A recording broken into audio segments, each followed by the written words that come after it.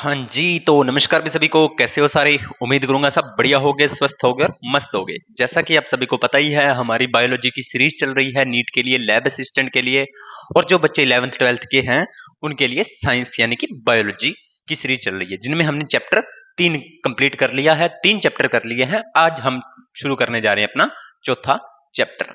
Chapter का नाम है प्राणी जगत या एनिमल किंगडम। वैसे पूरा जीव जगत देखें तो जीव जगत में क्या था, करते हैं शुरू। घबराना नहीं है, कुछ भी नहीं है, सारी चीजें आपने पढ़ी हुई हैं। अगर इसका बेस करना है, इस टॉपिक का बेस करना है, तो हमारी साइंस की प्लेलिस्ट पड़ी है, वो आप पूरी जाकर देखिए, वहां से आपका सारा बेस क्लियर हो जाएगा। उसके बाद में आप इस चैप्टर को करोगे तो आपको कोई परेशानी नहीं होगी।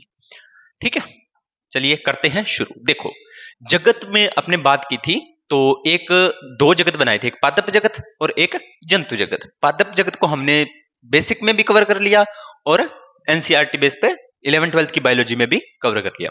जंतु जगत हमारा उधर भी चल रहा है, इधर हम शुरू करने जा रहे हैं, तो आपको दिक्कत नहीं होगी। ठीक है, प्राणी जगत क्या है? प्राणी जगत या एनिमल किंगडम।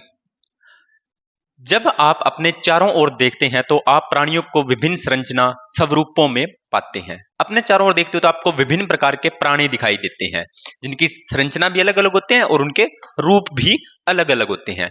कैसे सर? जैसे कुत्ता भी एक प्राणी है, बिल्ली भी एक प्राणी है, गाय भी एक प्राणी है, भैंस भी एक प्राणी है, हम भी एक प्राणी है, भालू भी एक प्राणी है, बंदर भी एक प्राणी है। तो आप उनको सभी को देखते हो तो आपके माइंड में अलग अलग पिक्चर बनती है ना? अलग अलग पिक्चर बनती है, आपको लगता है कि हाँ ये कुत्ता है, ये बिल्ली है, तो वो आप देखते हैं। अब तक लगभग 10 लाख से कितने 10 लाख से अधिक प्राणियों का वर्णन किया जा चुका है। कितने? 10 लाख। कितनों का वर्गीकरण किया जा चुका है?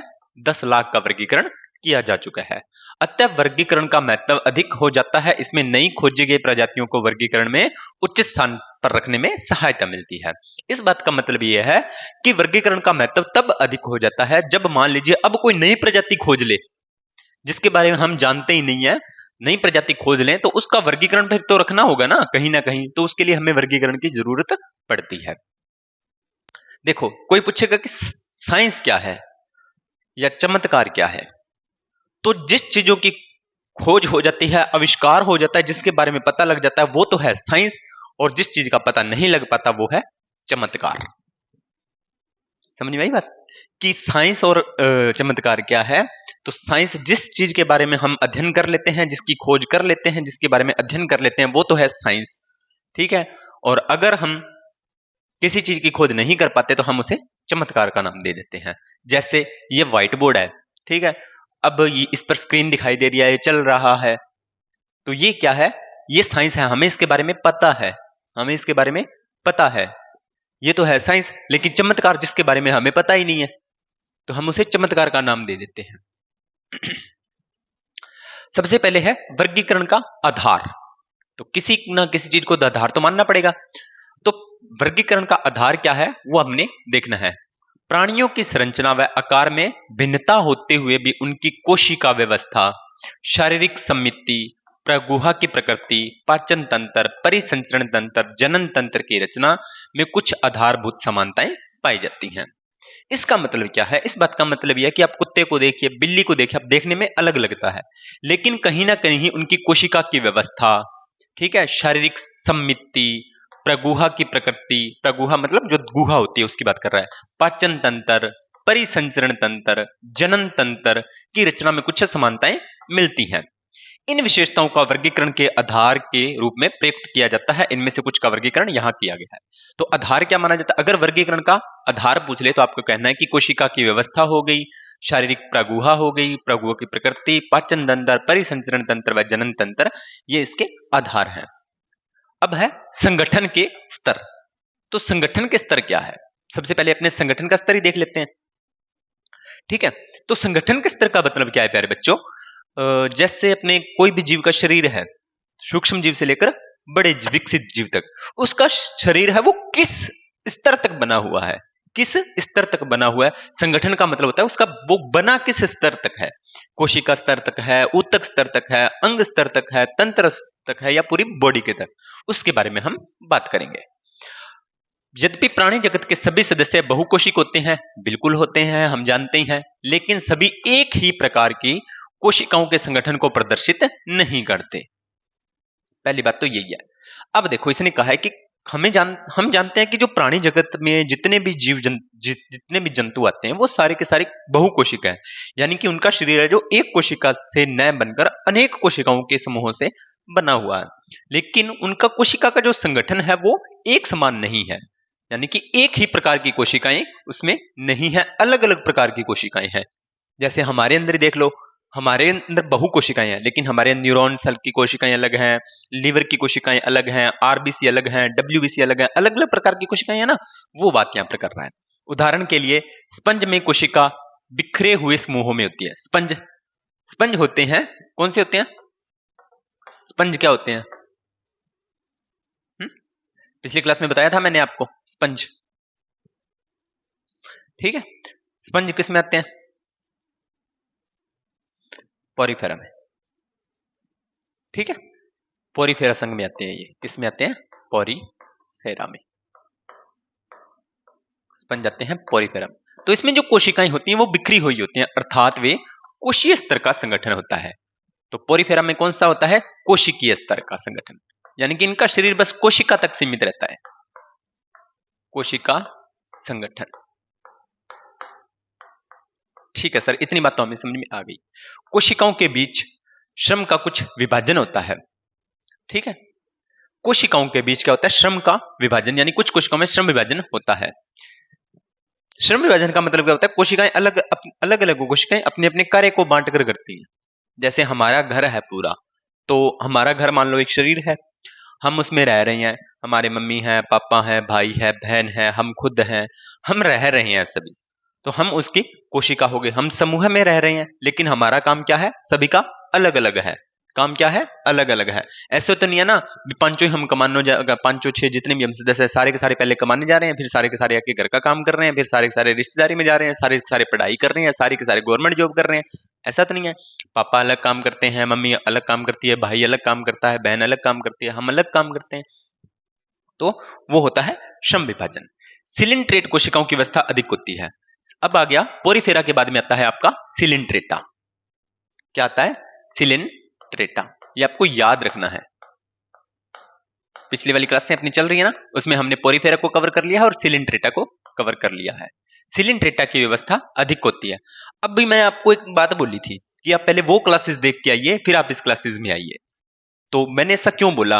अब यहां पर सिलिंट्रेटा शब्द आ गया, आप इसको जानते लियो सिलिंट्रेट क्या होता है, तो फिर प्रॉब्लम हो जाएगी ना। तो सिलिंट्रेट प्यारे बच्चों जंतु जगत का एक संघ होता है। जंतु जगत का एक संघ होता है। व्यवस्था अधिक होती है। इसमें कोशिका व्यवस्था क्या होती है? पोरीफेरा की अपेक्षा अधिक होती है। देखो ध्यान से, पोरीफेरा, पोरीफेरा, पोरीफेरा के बाद में आता है आपका सिलिंट्रेटा। क्या आता है? सिलिंट्रेटा। तो इसमें सिर्फ कोशिका बिखरी हुई होती है। इसमें तो कोशिका बिखरी हुई कोशिकीय संगठन, लेकिन इसमें कोशिका व्यवस्थित होती है। व्यवस्थित क्या होती है? इसमें कोशिकाएं व्यवस्थित होती हैं। ठीक है सर, इतना हमें समझ में आ गया। उनमें कोशिकाएं अपना कार्य संगठित होकर उत्तक के रूप में करती हैं, यानी कि इन अब कोशिकाएं व्यवस्थित हैं तो ये किसका निर्माण करती हैं? उत्तक का। इसमें उत्तक बने थे? नहीं बने थे। पोरीफेरा में उत्तक नहीं था ना, ये देखो कोशिकीय स्तर, लेकिन इसमें उत्तक आ गया, इसलिए इसे उत्तक स्तर का संगठन कहा जाता है। इससे उच्च स्तर का संगठन जो प्लेटीहेल्मिन्थेस में है। प्लेटीहेल्मिन्थेस में अब देखो, एक मैं नीचे लाइन लिख रहा हूं, कोशिका, कोशिकाओं का समूह क्या कहलाता है सर? उत्तक कहलाता है। उत्तक का समूह क्या कहलाता है सर? अंग कहलाता है। अंग का समूह क्या कहलाता है सर? तंत्र कहलाता है। और तंत्र का क्या कहलाता है? शरीर। पोरीफेरा में कोशिका संगठन कोशिका, सिलिंट्रेटा में उत्तक, उसके बाद में आ गया अंग स्तर। तो अंग स्तर होता है आपका प्लेटीहेल्मिन्थेस। प्लेटीहेल्मिन्थेस। प्लेटीहेल्मिन्थेस का मतलब होता है प्यारे बच्चों, प्लेटीहेल्मिन्थेस ये भी जंतु जगत का एक संघ है। इसका मतलब होता है चपटे कृमि। क्या होता है? चपटे कृमि, यानी कि कीड़े के समान होते हैं बट ये चपटे होते हैं। तो प्लेटिहेल्मेंथीज के सदस्य तथा अन्य उच्च संघों में यह पाया जाता है जिसमें उत्तक संगठित होकर अंग का निर्माण करते हैं। तो अंग स्तर आ गया, और प्रत्येक अंग एक विशेष कार्य करता है प्राणी में, जैसे एनिलिड्स, आर्थ्रोपोड्स, मोलस्क, एकाइनोडर्मिस तथा रज्जुकी अंग तंत्र का निर्माण करते हैं। अब तंत्र किसमें पाया जाता है? तो तंत्र आपका एनिलिडा में पाया जाता है, ऑर्थोपोड में पाया जाता है, मोलस्का में पाया जाता है, एकाइनोडर्मेटा में पाया जाता है तथा रज्जुकी में पाया जाता है। लिखते हैं इन सभी को यहां पर, इन सभी को अपने सीरीज में लिखते हैं। अब आप भी लिखिए साथ के साथ, ताकि आपको ये याद हो, क्योंकि ये आपको 6-7 जितने भी है ना वो सारे के सारे आपको याद होंगे, तो आपको दिक्कत नहीं आएगी। ठीक है, चलिए लिखते हैं। सबसे पहले आता है आपका प्रोटोजोआ, जिसका हम इतना विस्तार से अध्ययन नहीं करते। उसके बाद में आता है आपका पोरीफेरा, उसके बाद में आता है आपका सिलेंट्रेटा, उसके बाद में आता है आपका सिलेंट्रेटा, सिलेंट्रेटा के बाद में आता है आपका प्लेटिहेल्मिन्थीज, प्लेटिहेल्मिन्थीज, उसके बाद में आपका आता है एसके हेल्मिन्थीज, इसको निमेटोड भी बोलते हैं, एसके हेल्मिन्थीज को निमेटोड भी बोलते हैं। उसके बाद में आता है आपका एनिलिडा, उसके बाद में आता है आपका ऑर्थोपोडा, उसके बाद में आता है आपका मोलस्का, और उसके बाद में आता है आपका एकाइनोडर्मेटा, एकाइनोडर्मेटा, और उसके बाद में आता है आपका रज्जुकी, यानी कि कशेरुकी। इतने होते हैं ये, तो ये आपको सारे के सारे सीरीज में याद होने चाहिए। ये कम विकसित, ये उससे ज्यादा, ये उससे ज्यादा, ये उससे ज्यादा, ये उससे ज्यादा, और ये सबसे ज्यादा विकसित होते हैं। हम इसी में आते हैं। ठीक है, इसमें कोशिकीय स्तर का, इसमें होता है कोशिका, कोशिकीय स्तर कौन सा होता है? कोशिकीय। इसमें उत्तक, इस दोनों में अंग, और इन बाकी सभी में तंत्र। ठीक है, इस तरह से ये सिस्टम चलता है सारा। चलिए कार्य करते हैं। प्रत्येक तंत्र में एक विशिष्ट कार्य करता है। इसी तरह की संरचना को अंग तंत्र का स्तर कहा जाता है। विभिन्न प्राणियों के समूह में अंग तंत्र विभिन्न प्रकार की जटिलताएं प्रदर्शित करते हैं। यानी कि अब जैसे जैसे प्राणी बड़े होंगे या बड़े संघ में जाएंगे या उन्हें वो ज्यादा विकसित होंगे, तो उनका जो तंत्र होगा, अंग तंत्र होगा, वो उतना ही जटिल हो जाएगा। उदाहरण के लिए पाचन भी अपूर्ण व पूर्ण होता है। पाचन तंत्र भी क्या होता है? अपूर्ण व पूर्ण होता है। अपूर्ण पाचन तंत्र में एक ही बाह्य द्वार होता है। अपूर्ण पाचन तंत्र में क्या होता है? एक ही, अपूर्ण में क्या होता है? एक ही बाह्य द्वार होता है, मतलब मुख और गुदा होती है वो एक ही होती है। वहां से भोजन ग्रहण करते हैं और वहीं से अपशिष्ट पदार्थ बाहर निकलते हैं, जो मुख तथा गुदो दोनों का ही कार्य करता है। जैसे प्लेटिहेल्मिन्थीज, जैसे प्लेटिहेल्मिन्थीज। तो प्लेटिहेल्मिन्थीज में क्या होता है? अपूर्ण पाचन तंत्र। क्या होता है? अपूर्ण पाचन तंत्र। अपूर्ण पाचन तंत्र मतलब उसमें एक ही होता है। जैसे प्लेटिहेल्मिन्थीज को देखें तो इस प्रकार का मान लीजिए कोई जीव है, तो यहीं से तो वो अपना भोजन ग्रहण करेंगे और यहीं से अपशिष्ट पदार्थों को बाहर निकालेंगे। पूर्ण पाचन तंत्र में दो बाह्य द्वार होते हैं, मुख तथा गुदा। यानी कि पूर्ण पाचन तंत्र हमारे शरीर में है या और अन्य जो बड़े कशेरुकी हैं उनमें क्या होता है? पूर्ण पाचन तंत्र पाया जाता है। क्या पाया जाता है? पूर्ण पाचन तंत्र पाया जाता है। यानी कि भोजन ग्रहण करने के लिए अलग द्वार होता है और अपशिष्ट पदार्थों के निष्कासन के लिए अलग द्वार होता है। इसी प्रकार परिसंचरण तंत्र भी दो प्रकार का होता है, खुला परिसंचरण और बंद परिसंचरण। परिसंचरण तंत्र का मतलब होता है रक्त का शरीर में इधर उधर जाना। जो कौन काम करता है? हृदय काम करता है। कौन करता है? आपका हृदय काम करता है। ठीक है, चलो आपको ना एक चीज दिखाते हैं, एक आपको चीज दिखाते हैं, एक चीज दिखाते हैं प्यारे बच्चों, एक चीज दिखाते हैं।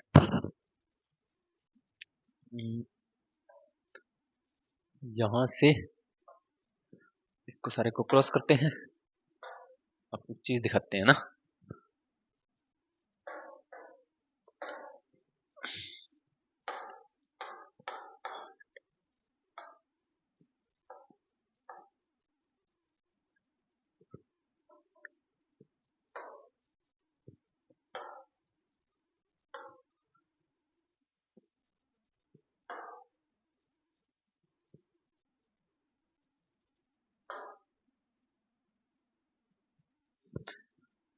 ये देखो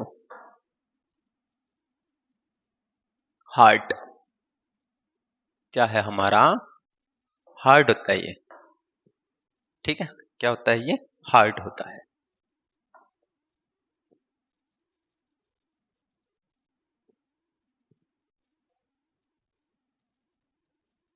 हम्म, ये है हमारा हार्ट।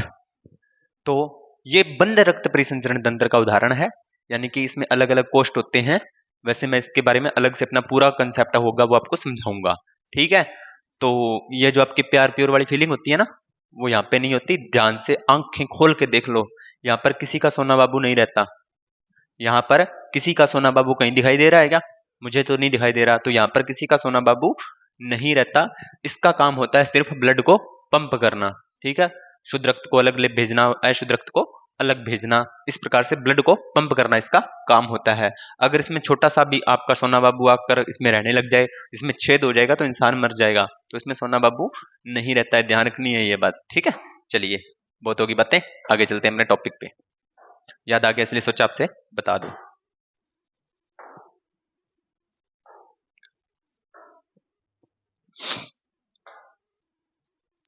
आगे समझ में इतनी बात? ठीक है। अब खुला रक्त परिसंचरण क्या होता है? तंत्र में रक्त का बहाव हृदय से सीधे बाहर भेजा जाता है तथा कोशिका एवं ऊतकों में डूबे रहते हैं। यानी कि रक्त का बहाव क्या होता है? सीधा हृदय से सीधा ही चला जाएगा, कोई नलिका वगैरह नहीं होगी। तो इसे बोलते हैं नलिका विहीन। नलिका विहीन यानी कि इसमें नलिका रक्त वाहिनियां नहीं पाई जाती, खुले में रक्त वाहिनियां नहीं पाई जाती। यहाँ कोशिका व ऊतक इसमें रक्त में सीधे डूबे रहते हैं। बंद में क्या होता है? रक्त का संचार हृदय से भिन्न भिन्न व्यास की वाहिकाओं द्वारा होता है। उदाहरण के लिए धमनी, शिरा व केशिकाएं। यानी कि रक्त वाहिकाएं कौन कौन सी होती हैं? धमनी होती है, शिरा होती है और कोशिकाएं होती हैं, ठीक है। तो ये आपको धमनी और शिरा के बारे में मैं आपको आज एक बात क्लियर कर देता हूं। धमनी क्या होती है और शिराएं क्या होती हैं?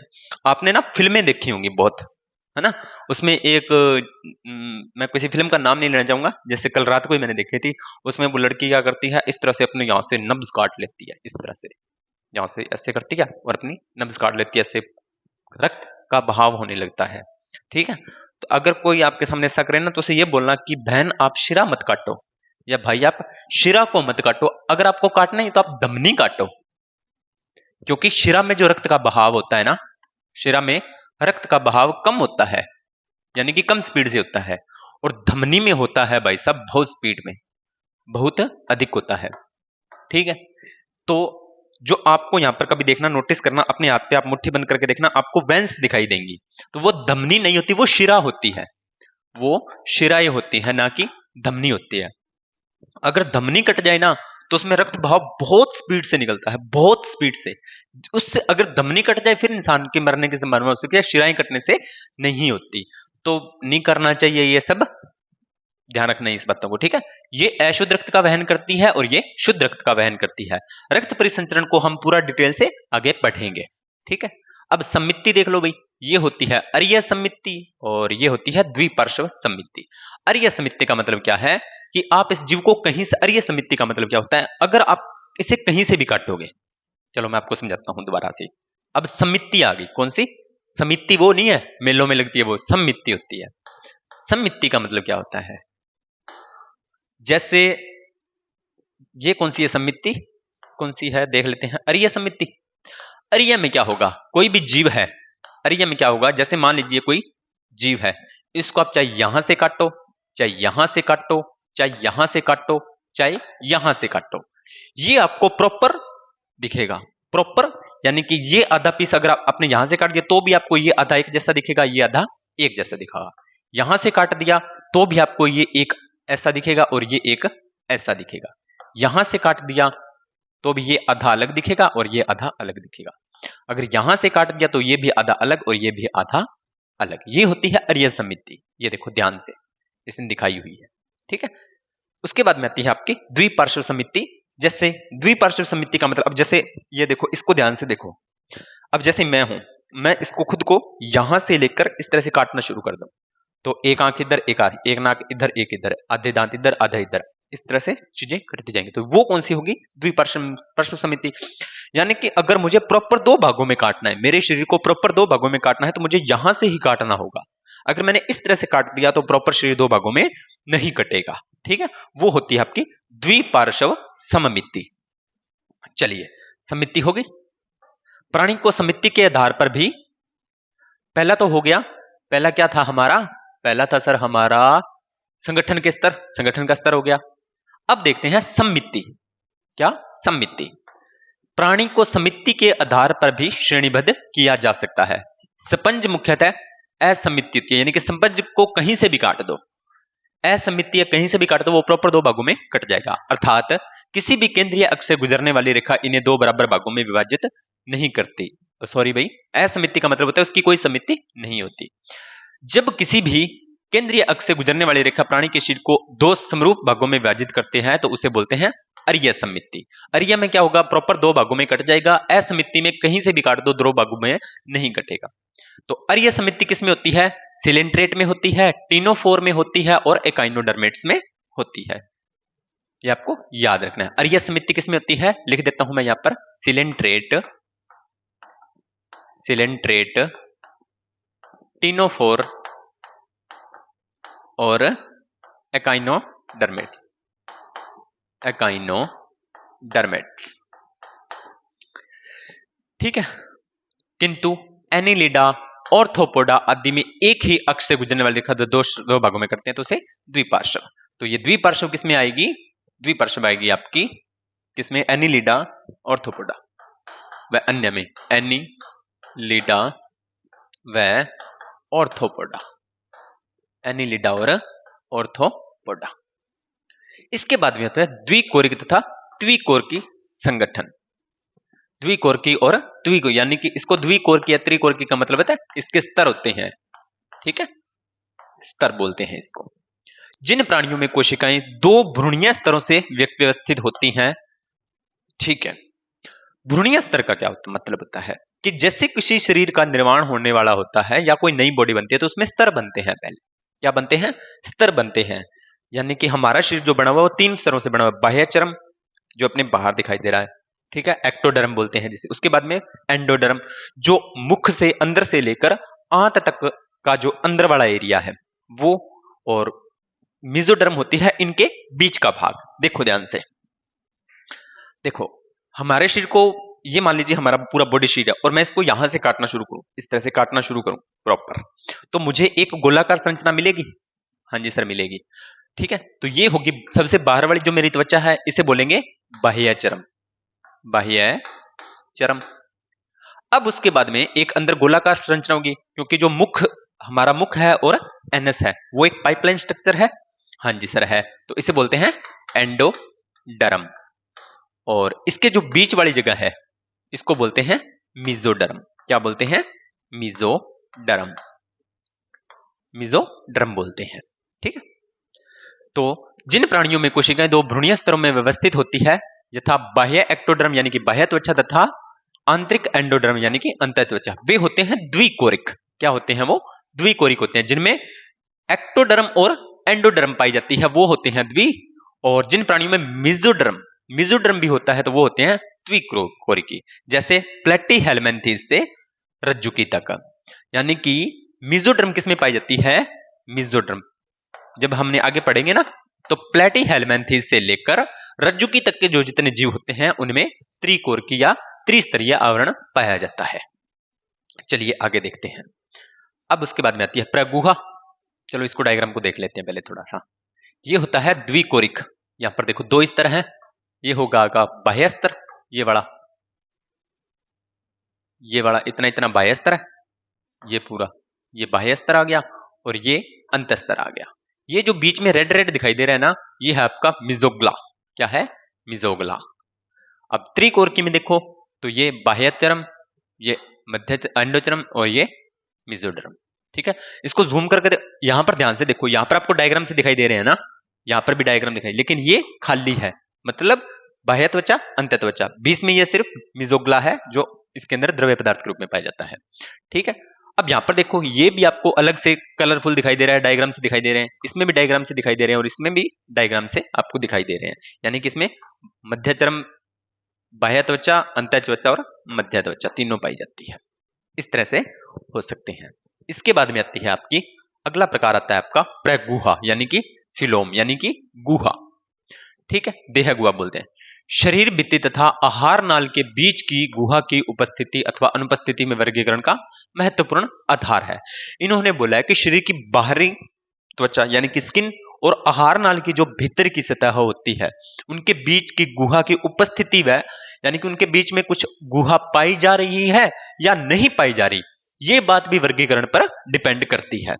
मेसोडर्म मध्य त्वचा से आच्छादित शरीर गुहा को देह गुहा कहते हैं। इससे युक्त प्राणी को प्रगुही प्राणी कहते हैं। जिसमें देह गुहा पाई जाती है उसे प्रगुही प्राणी कहते हैं। उदाहरण एनिलिडा, मोलस्का, ऑर्थोपोडा, एकाइनोडर्मेट्स, हेमिकॉर्डेटा और कॉर्डेटा। क्योंकि इन तीनों में, इन सभी में तो हमने देखा था कि मेसोडर्म पाई जा रही है, तो इनमें ये होंगे प्रगुही प्रजाति। और कुछ प्राणियों में यह गुहा मेसोडर्म से आच्छादित नहीं होती, बल्कि मध्य त्वचा मेसोडर्म, बाह्य त्वचा व अंत्य त्वचा के बीच बिखरी हुई थैली के रूप में पाई जाती है, जिसे कूटगुहिका कहते हैं। कुछ प्राणियों में क्या होता है, बाह्य त्वचा और अंतः त्वचा पाई जाती है, ये तो कंफर्म है। लेकिन अगर मेसोडर्म या मध्य त्वचा पाई जाए, वो तो होंगे प्रगुही। और उसमें जो कुछ प्राणी ऐसे होते हैं जिसमें मेसोडर्म नहीं पाई जाएगी, उसके समान संरचनाएं पाई जाएंगी, मेसोडर्म के समान कुछ बिखरी हुई थैली के रूप में संरचनाएं पाई जाएंगी, उससे कहेंगे कूटगुहिका। यानी कि कूट, कूट का मतलब होता है दिखावा, कूट का मतलब दिखावा होता है ना, तो उसके जैसी संरचना होती है उसे बोलते हैं कूटगुहिका। जैसे एसके हेलमेंथीज, जिन प्राणियों में शरीर गुहा पाई जाती है उन्हें अगुहिया प्राणी कहते हैं। जिन शरीर में जो शरीर गुहा नहीं पाई जाती उनमें अगुहिया कहते हैं। जिसमें पाई जाएगी उसमें प्रगुही, जिसमें उसमें समान संरचना पाई जाएगी वो कूटगुहिका, और जिसमें बिल्कुल भी नहीं पाई जाएगी वो अगुहिया, जैसे प्लेटी हेलमेंथीज। ठीक है, अब देखते हैं, पहला है प्रगुहिया, ये प्रगुहा होगी, ये हो गया कूटगुहिका और ये गुहिका। चलिए आगे देखते हैं, खंडीभवन या सेगमेंटेशन। कुछ प्राणियों में शरीर का बाह्य तथा आंतरिक दोनों ओर श्रेणीबद्ध खंडों में विभाजन रहता है, जिसमें कुछ एक अंगों का क्रमिक पुनरावृत्ति होती है। इस प्रक्रिया को खंडीभवन कहते हैं। उदाहरण के लिए केंचुए के शरीर में खंडीभवन होता है और विखंडन अवस्था कहलाती है। इसका मतलब क्या है कि शरीर का खंडों में बटा होना। शरीर का कुछ में खंडीभवन का मतलब होता है शरीर खंडों में बटा होता है। इस प्रकार से ध्यान से देखो, जैसे इसने केंचुए का एग्जांपल है, तो केंचुआ जब आप देखोगे ना, तो आपको इस तरह से उसमें खंड बने हुए दिखाई देंगे, वही खंडीभवन है। तो क्या कहे कि कुछ प्राणियों के शरीर में बाह्य त्वचा तथा आंतरिक दोनों श्रेणीबद्ध, यानी कि ये श्रेणीबद्ध हो गए, श्रेणीबद्ध खंडों में विभाजित रहता है, जिससे कुछ एक अंगों की क्रमिक पुनरावृत्ति होती है, यानी कि रिपीटेशन होता रहता है। इस प्रक्रिया को खंडीभवन कहते हैं। उदाहरण के लिए केंचुआ दे ही दिया इसने। अगला है पृष्ठरज्जु, नोटोकॉर्ड्स। पृष्ठरज्जु को नोटोकॉर्ड भी बोलते हैं। शलाका रूपी पृष्ठरज्जु मध्य त्वचा मेसोडर्म से उत्पन्न होती है। Very good. पृष्ठरज्जु किससे बनती है, तो ये मेसोडर्म से बनती है। अब पृष्ठरज्जु मेसोडर्म से बनती है, ये बात आपको ध्यान में रखनी है। पूछ सकता है एग्जामिनर, क्वेश्चन पूछ सकता है एग्जामिनर आपसे ये क्वेश्चन कि किससे बनती है मेसोडर्म, तो आप कहोगे पृष्ठरज्जु किससे बनती है, तो मेसोडर्म से। जो भ्रूणीय परिवर्धन विकास के समय पृष्ठ सतह में बनती है। ये बनती कब है, तो भ्रूणीय परिवर्धन, यानी कि जब बेबी विकसित हो रहा होता है उस टाइम ये बनती है। पृष्ठरज्जु युक्त प्राणी को रज्जुकी कहते हैं। यानी कि जिनमें पृष्ठरज्जु पाई जाएगी, जिन प्राणियों में पृष्ठरज्जु पाई जाएगी उन्हें रज्जुकी या कॉर्डेटा।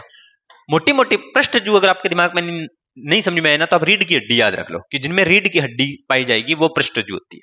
ठीक है, पृष्ठरज्जु रहित प्राणी को अरज्जुकी कहते हैं। जिनमें पृष्ठरज्जु नहीं पाई जाएगी वो अरज्जुकी आ जाएंगे। ये इसके गुण हैं, इसी के आधार पे ही जंतु जगत का वर्गीकरण किया गया है।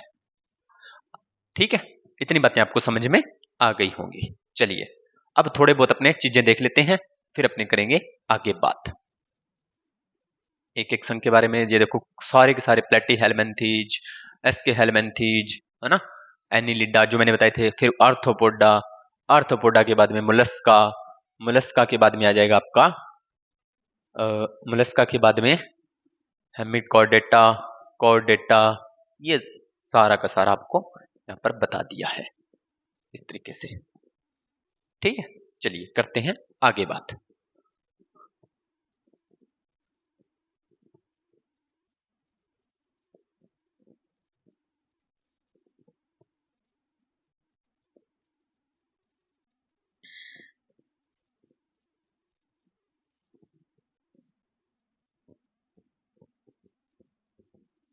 चलिए, प्राणी जगत का वर्गीकरण। प्राणियों का विस्तृत वर्गीकरण उपयुक्त मौलिक लक्षणों के आधार पर किया गया है।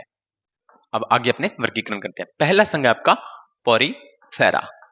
ठीक है, इस संघ को सामान्यतः स्पंज कहते हैं। बता ही दिया, क्या कहते हैं? स्पंज। क्योंकि पोरीफेरा का मतलब होता है प्योर छिद्रित युक्त, छिद्र युक्त, यानी कि वे जीव जिनमें छिद्र पाए जाते हैं। स्पंज आपने देखा ही होगा, और नहीं देखा तो इस क्लास को शॉर्ट वीडियो अपनी जो बेसिक में करवा चुका हूं, ठीक है, वो आप देखकर आ सकते हो।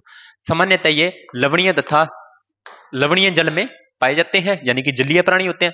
असमिति होती, यानी कि इनमें कोई समिति नहीं होती। कहीं से भी काट दो, प्रॉपर दो भागों में नहीं कटेगा। ये सब अध्य बहुकोशिक प्राणी होते हैं। इनका शरीर कोशिकीय संगठन स्तर का होता है। हमने देख लिया, स्पंजों में जल परिवहन तथा नाल तंत्र पाया जाता है। जल परिवहन तंत्र यानी कि देखो, अब ये स्पंज है, आपने स्पंज देखा होगा, स्पंज में छिद्र होते हैं इस तरीके से, ठीक है। तो इसमें नाल तंत्र पाया जाता है, बस छिद्रयुक्त नाल तंत्र पाया जाता है, जिसके द्वारा ये अपने श्वसन वगैरह करते हैं। जल सूक्ष्म रंध्रीय ऑस्टिया, जो छोटे सूक्ष्म छिद्र होते हैं उनको बोलते हैं ऑस्टिया। क्या बोलते हैं? ऑस्टिया बोलते हैं। द्वारा शरीर की केंद्रीय स्पंज गुहा स्पॉन्जिलिशम में प्रवेश करता है तथा बड़े रंध्र ऑस्कुलम द्वारा बाहर निकलता है। जल परिवहन का रास्ता भोजन जमा करने, श्वसन तथा अपशिष्ट पदार्थों के उत्सर्जन के लिए आवश्यक होता है। यह मैं आपको करवा चुका हूं। अब देखते हैं आगे। कोइनोसाइट या कोलर कोशिकाएं स्पंज गुहा तथा नाल तंत्र को स्तरित करती हैं। यानी कि कोइनोसाइट या कोलर कोशिकाएं, ये आपको याद रखनी है, कोलर कोशिकाएं ये स्पंज गुहा तथा नाल तंत्र को आश्रित करती हैं। कोशिकाओं में पाचन होता है, कंकाल तंत्र का आधार प्रदान करता है, जो कंटिकाओं तथा स्पंजीय तंतुओं का बना होता है। स्पंज प्राणी में नर व मादा पृथक नहीं होते, यानी कि नर व मादा अलग अलग नहीं होते, यानी कि इसे बोलते हैं द्विलिंगी होता है। ये क्या होता है? ये द्विलिंगी होता है। ये उभयलिंगाश्रयी, द्विलिंगी या उभयलिंगी एक ही बात होती है, ठीक है। अंडे तथा शुक्राणु दोनों एक ही द्वारा बनाए जाते हैं, यानी कि एक ही जीव शुक्राणु बनाता है और वही जीव अंडाणु बनाता है।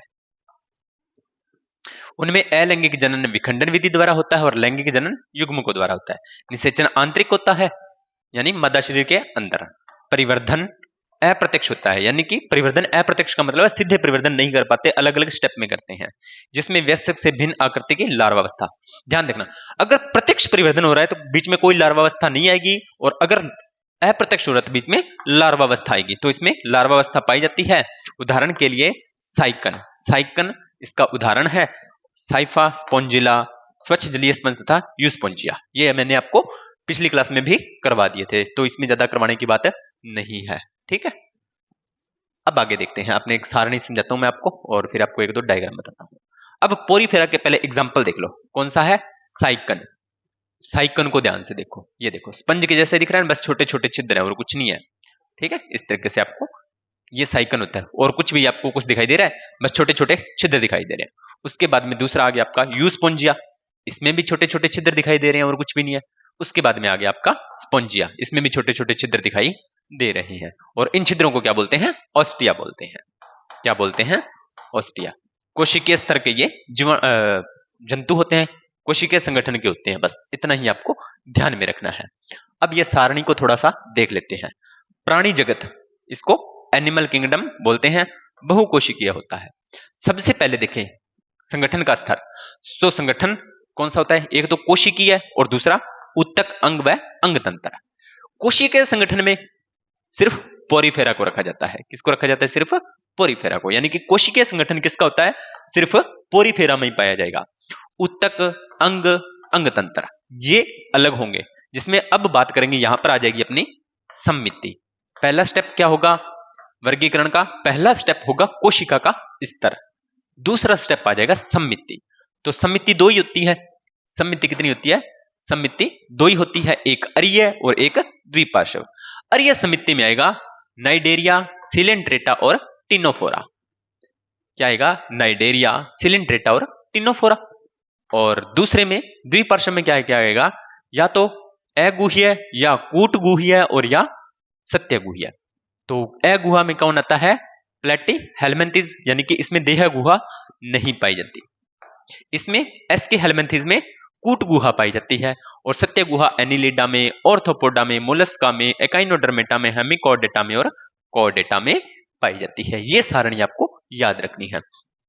तो प्राणी जगत पहला संगठन का आधार, फिर समिति के आधार पे, फिर प्रगुहा और फिर संघ। ये 3 आपको स्टेप याद रखने हैं, उसी के आधार पर वर्गीकरण होगा। ठीक है,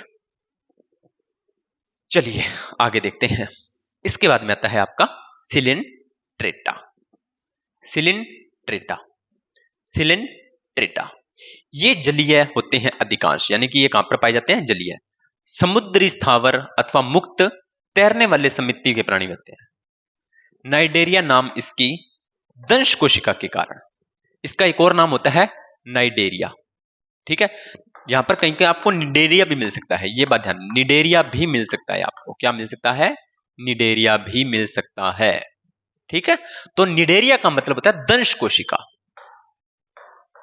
दंश कोशिका पाई जाती है इसमें, ये बात आपको याद रखनी है। दंश कोशिका होती है प्यारे बच्चों उसकी रक्षा के लिए, जो इसे रक्षा और भोजन प्रदान करती है। दंश कोशिका नाइडोब्लास्ट या निमेटोब्लास्ट से बना होता है। यह कोशिकाएं संस्पर्श को तथा शरीर में अन्य स्थानों पर पाई जाती है। यह कोशिकाएं कहां पर, एक तो पाई जाती है संस्पर्शक यानी कि दूसरे जीव से चिपकने के लिए, और शरीर के अन्य स्थानों पर दंश कोरक स्थिरक रक्षा व शिकार पकड़ने में सहायता करते हैं।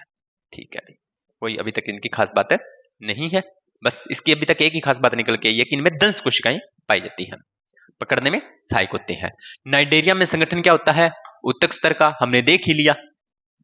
सिलिंड्रेटा में उत्तक स्तर होता है, और ये द्विकोशिकी होते हैं, द्विकोशिकी होते हैं। इनमें प्राणियों में केंद्रीय जठर संवहनी गैस्ट्रोवेस्टर्न गुहा पाई जाती है, जो अधोमुख पर स्थित मुख द्वारा खुलती है। यानी कि इसमें क्या पाई जाती है, इन प्राणियों में जठर संवहनी देह गुहा पाई जाती है, जो कहां पर खुलती है, मुक्त द्वारा खुलती है। इनमें अंतःकोशिकी व अंतराकोशिकी दोनों प्रकार का होता है। इनमें कुछ सदस्य जैसे प्रवाल, कोरल में कैल्शियम कार्बोनेट से बना कंकाल पाया जाता है। क्या पाया जाता है इसमें, कैल्शियम कार्बोनेट से बना हुआ कंकाल पाया जाता है। इनका शरीर 2 आकारों पालिया व मेडुसा में बनता है, पाली और मेडुसा में। पोलिप स्थावर तथा बेलनाकार होता है, जैसे हाइड्रा, मेडुसा छतरी के आकार का होता है। देखो ध्यान से, इन्होंने कहा है कि इनका शरीर होता है ना वो एक तो पालियों में, ये देखो पालियां, और दूसरा छतरी के आकार का, इस प्रकार से बोला है इसने। ठीक है, ठीक है, छतरी के आकार का होता है, मुक्त प्लावे जैसे ओरिलिया, जेलीफिश व नाइडेरिया, जिन दोनों पोलिप व मेडुसा दोनों रूप में पाए जाते हैं, उनके पीढ़ी एकांतरण पाया जाता है। यानी कि दिन में पोलिप और मेडुसा दोनों पाए जाते हैं, तो उन्हें बोला जाता है पीढ़ी एकांतरण होता है। जैसे ओबिलिया में पीढ़ी एकांतरण पाया जाता है। अलैंगिक जनन मेडुसा उत्पन्न करता है, और मेडुसा लैंगिक जनन के द्वारा पोलिप उत्पन्न करता है। देखो, पोलिप अलैंगिक जनन करेगा तो मेडुसा उत्पन्न होगा, ठीक है, और मेडुसा जब लैंगिक जनन करेगा तब आपका पोलिप उत्पन्न करता है। ये पीढ़ी एकांतरण, यानी कि एक बार लैंगिक एक बार अलैंगिक। क्या करेगा, पोलिप जब पोलिप पीढ़ी एकांतरण की इसकी अवस्था होती है, तो पोलिप जब अलैंगिक जनन करता है तो मेडुसा को उत्पन्न करता है, और मेडुसा जब लैंगिक जनन करता है तो पोलिप उत्पन्न होता है। उदाहरण फाइसेलिया पुर्तगाली युद्ध मानव कहते हैं इसे। फाइसेलिया को क्या कहते हैं, पुर्तगाली युद्ध मानव कहते हैं। एडमेसिया समुद्री एनिमोन कहते हैं। पेनेटुला समुद्री पिच कहते हैं। गोरगोनिया को समुद्री व्यंजन कहते हैं, तथा यक्षमंडरिया को ब्रेन कोरल कहते हैं। ये आपको नाम याद रखने हैं। ठीक है, अब आपको डायग्राम मैं दिखा देता हूं एक एक करके। पहला डायग्राम है आपका ओरिलिया, ये होता है आपका ओरिलिया, इसको ध्यान से देख लो, इसकी पहली और ये इसकी दूसरी अवस्था। ठीक है, और दूसरा है एडसिया पॉलिप की काया बनी हुई, इस प्रकार से इसकी संरचना होती है।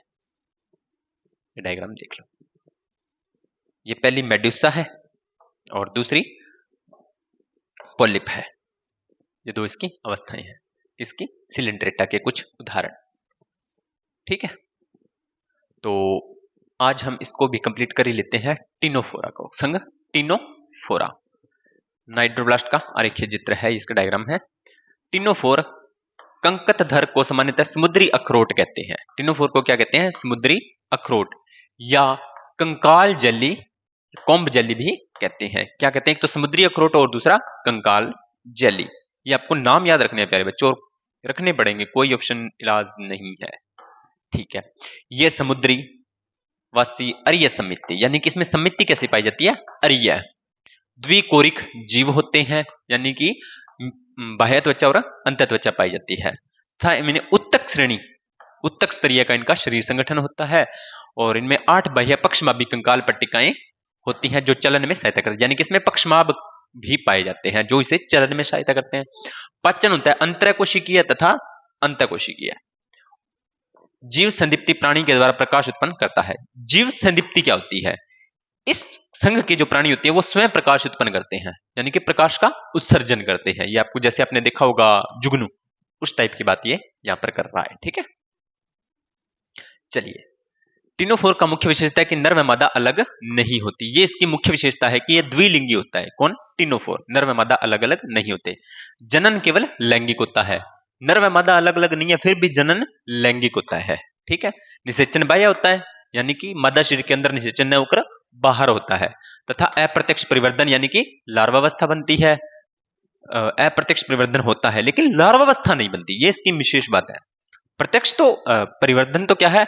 अप्रत्यक्ष है, लेकिन लार्वावस्था नहीं बनती। उदाहरण प्लूरोविक्रिया और टिनोप्लाना, ये इसके 2 उदाहरण है, ये आपको याद रखने हैं। ये देख लो टिनोप्लाना को आप, टिनोप्लाना कैसा होता है? दिखने से खरबूजा जैसा लग रहा है ना, ये टिनोप्लाना है। ये देखो, ये बाहर क्या हो गया? पक्षमाप, जिसे चलन में सहायता करती है। बस इतना ही ध्यान में रखना है। अगला है संघ प्लेटी हेलमेंथिया चपटे कृमि। इसके बारे में हम बात करेंगे अगली क्लास में। अगर मैं आपको पहले बोल रहा हूं, मैं यहां पर फटाफट क्यों करवा रहा हूं कि ये चीजें मैंने करवाई हुई है।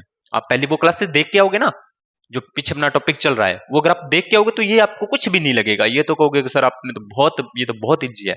तो मैं आपसे रिक्वेस्ट करूंगा, क्योंकि वहां पर मैंने एक एक शब्द को समझाया है, अब वो शब्द यहाँ पे समझाने बैठ जाएंगे तो फिर अपना टाइम लगेगा। तो पहले वो क्लासेस आप देख के आइए, ठीक है, तो आपको परेशानी नहीं होगी।